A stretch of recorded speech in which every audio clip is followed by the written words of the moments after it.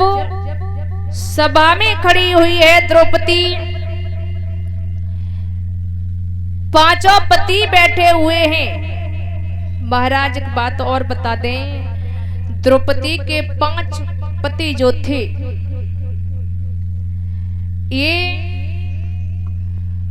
द्रौपदी भोले बाबा की सेवा बहुत करती थी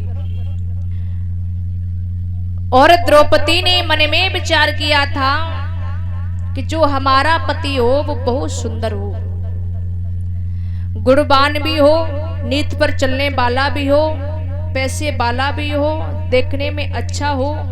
तो महाराज एक व्यक्ति में इतनी चीजें नहीं हो सकती हैं। किसी के पास दाम होगा तो सुंदर नहीं होगा, किसी के पास सुंदरता होगी तो वो नीति पर चलने वाला नहीं होगा, गुणवान नहीं होगा। हर व्यक्ति में हर चीज नहीं मिल सकती है। तो भोले बाबा ने विचार किया है कि एक व्यक्ति में तो 5 चीजें नहीं मिल सकती हैं। द्रौपदी को 5 वरदान दिए थे। जवाब दिया था, द्रौपदी से कहा है कि हमसे वरदान मांग लीजिए।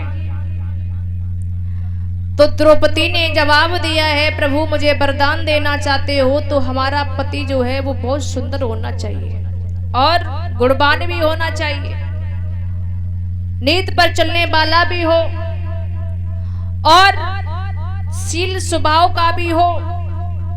भोले बाबा मन ही मन में विचार कर रहे हैं, अब एक में तो ना होगी, इतने गुण एक व्यक्ति में तो हो ही नहीं सकते।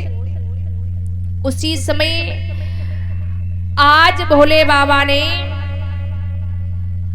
जवाब दिया है, द्रौपदी में तुम्हें 5 पति दे रहे हैं। सबसे पहले नकुल और सहदेव, ये बहुत सुंदर थे देखने में। उसके बाद में बोले दूसरे जो हैं धर्मराज युधिष्ठिर, ये सत्यवादी थे। उसके बाद में तीसरे भीम भैया, ये बहुत बलशाली थे। और चौथे अर्जुन, इनकी इसकी पता कीर्त में छा रही थी।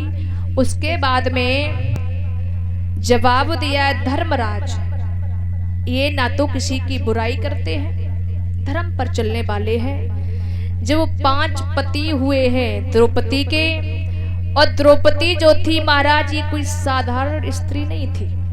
द्रौपदी जो थी ये कोई साधारण स्त्री नहीं थी। क्यों? द्रौपदी और सीता ये एक ही थी। क्यों? द्रौपदी जो थी ये अग्नि से प्रकट हुई थी और सीता जो थी ये जमीन से प्रकट हुई थी। तो महाराज क्योंकि बताया जाता है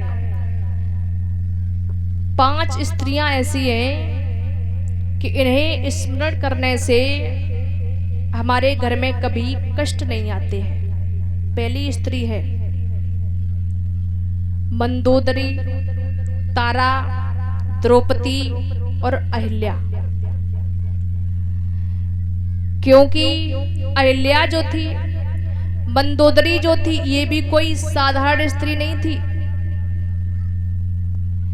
ये 5 कन्याएं ऐसी हैं हमेशा ये कुंवारी रहती है महाराज। क्यों? अगर इनकी शादी भी हो जाए, इनके पति खत्म हो जाए तो फिर भी ये कुंवारी हो जाती हैं। इन्हें वरदान लगा हुआ है। ये स्त्री कोई साधारण नहीं थी। द्रौपदी जो थी ये कोई साधारण स्त्री नहीं थी। उसी समय द्रौपदी जो है खड़ी है, आज चीर को खिंच रहे हैं। इधर भगवान कन्हैया रुक्मिणी के पास बैठे हुए हैं, आंखों से अश्रु की धारा बह रही है। रुक्मिणी ने जवाब दिया है, क्यों प्रभु तुम क्यों रो रही हो? जवाब दिया है, कृष्ण की भक्तिन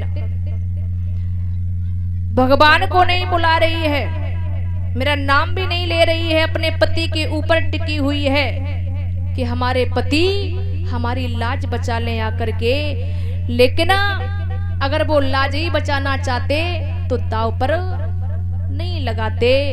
आज द्रौपदी भगवान कन्हैया का नाम नहीं ले रही है, लेकिन कन्हैया कह रहे हैं रुक्मिणी से कहा है, रुक्मिणी अगर द्रौपदी मुझे एक ही बार बुला ले तो मैं दौड़ करके चला जाऊंगा, आधे नाम पर ही भागता हुआ चला जाऊंगा, लेकिन मुझे बुला नहीं रही है।